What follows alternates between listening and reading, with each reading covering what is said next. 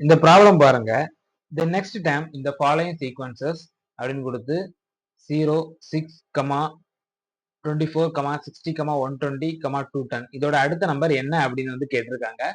First வந்து இந்த number அப்படியே நம்ம கரெக்டா எழுதலாம். 0, 6, 24, 60, 120, 210 இதுக்கு அடுத்த நம்பர் என்ன வரும் அப்படிங்கிறதா கேள்வி.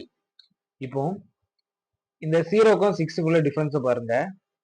6 அடுத்து 6க்கும் 24க்குள்ள டிஃபரன்ஸ் பாத்தீங்கன்னா 18. இப்போ இந்த 24க்கும் 30க்குள்ள டிஃபரன்ஸ் பாத்தீங்கன்னா 36. 60க்கும் 120க்குள்ள டிஃபரன்ஸ் வந்து 60. 120க்கும் 210க்குள்ள டிஃபரன்ஸ் பாத்தீங்கன்னா 90. இந்த நம்பர் இருக்கட்டும். இப்போ இதோட அடுத்த நம்பருக்கும் டிஃபரன்ஸ் பார்க்கும். அடுத்த செட்டுக்கும் ஒரு டிஃபரன்ஸ் பார்க்கும். அப்போ 6க்கும் 18க்குள்ள டிஃபரன்ஸ் பாத்தீங்கன்னா 12. 12க்கும் 36க்குள்ள டிஃபரன்ஸ் பாத்தீங்கன்னா 18. 36க்கும் 60க்குள்ள டிஃபரன்ஸ் பாத்தீங்கன்னா 4, 24. இப்போ 60க்கும் 90க்குள்ள டிஃபரன்ஸ் பாத்தீங்கன்னா 30.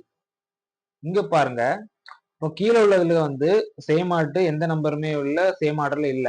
இப்போ அடுத்த செட்டு பாத்தீங்க அப்படின்னா 12 இருக்குதா? இந்த 12க்கு அடுத்து பாத்தீங்கன்னா 18 இருக்குது. 18க்கு அடுத்து 24 இருக்கு.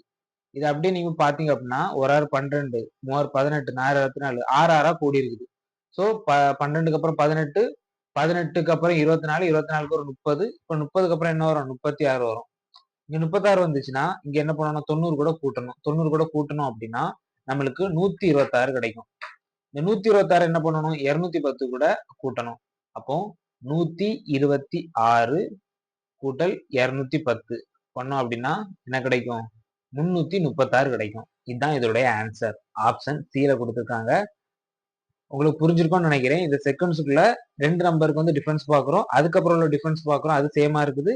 அதை நம்ம ஆட் பண்ணி நம்ம இந்த சீரீஸ் கூட ஆட் பண்ணி நம்ம கம்ப்ளீட் பண்றோம். அந்த நம்பரை கண்டுபிடிக்கிறோம். புரியாதவங்க இன்னொருக்கா பாருங்க, கண்டிப்பா புரியும். அவ்வளவுதான்.